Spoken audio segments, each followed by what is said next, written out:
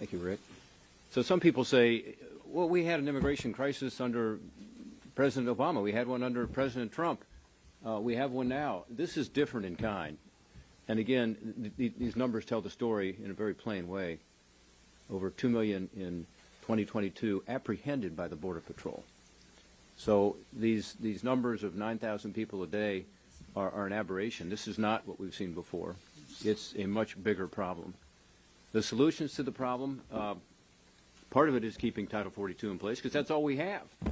Of course, it's not the long-term solution because the public health emergency at some point will go away. The administration tells us in so many other areas, including student loans and including the number of ICE beds they can fit in a facility, that the public health emergency is still with us. So it would be a contradiction for them to say that Title 42 isn't needed. But we understand that Title 42 isn't the long-term solution. The long-term solution is actually to enforce the law, number one. And number two, to change some of these laws, including the asylum law, which clearly is not working.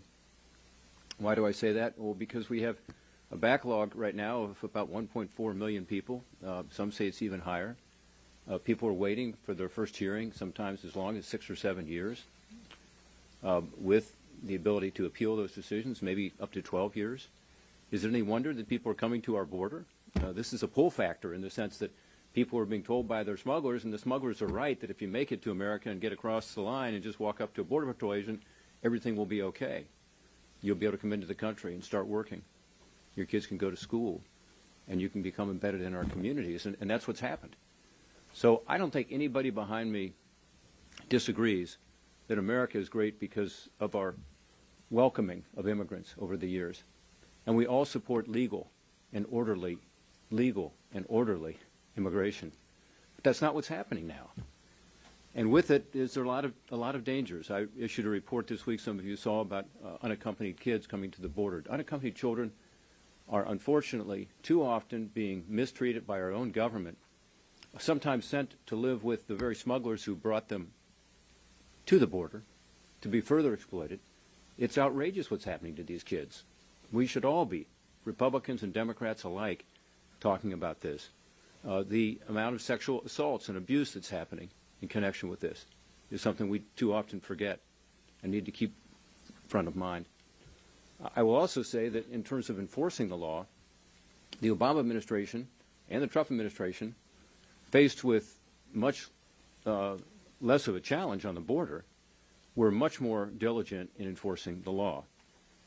In the Obama administration, they actually detained more unlawful migrants and deported more.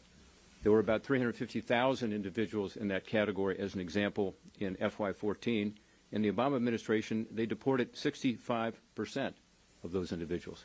So 65% of those who had been detained, who were unlawfully here, were being deported. If you apply that same number to the Biden administration, they deported about 56,000 people, which is about 5% of the roughly 1 million people who had been processed. So the numbers to remember here are 65,000 or 65% in the Obama years were deported, and 5% are being deported today in the Biden administration. This is not just a crisis, this is becoming a catastrophe. In the Trump administration, they also detained more people and deported more people. In the Biden administration, faced with these incredible numbers, they're detaining fewer people and deporting far, far fewer people. So a lot of this is just about enforcing the law. Even though we know that deportations in the Biden administration are only 5% compared to 65%, again, this is of a much, much larger group. So when I was on the border in March of 2021, we went to the El Paso sector. All my colleagues have been to the border numerous times, as I have. And at that point, Title 42 was something that was being discussed generally. This is in the middle of COVID. And what they told me, and this came from the El Paso sector chief, that if Title 42 were to go away, that they would lose control of the border. This was back in 2021. We've all seen this coming.